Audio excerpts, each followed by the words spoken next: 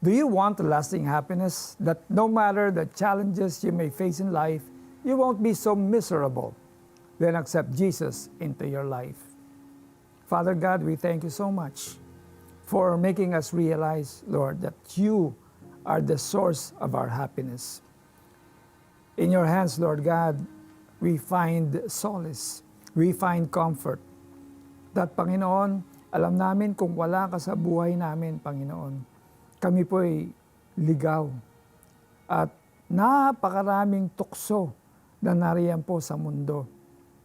At higit sa lahat, Panginoon, hindi po namin mapagkakatiwalaan ang mga tao. Ang tanging mapagkakatiwalaan namin ay ikaw, sapagkat meron kang magandang plano sa aming buhay. Panginoon, kailangan ka namin. Kailangan namin ng kaligtasan sa lahat ng aming ginagawa, sapagkat dito sa mundo, Panginoon, ay walang katiyakan.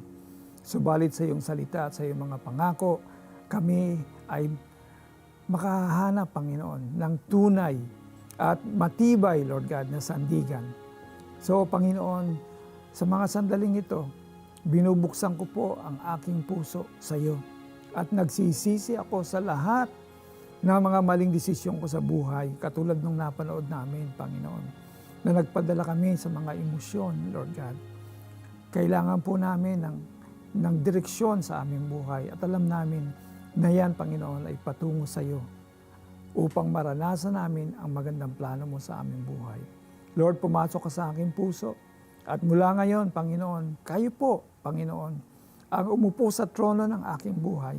Kayo po ang aking susundin at ang iyong mga pangako. Lalakad po ako ng naayon sa iyong kalooban.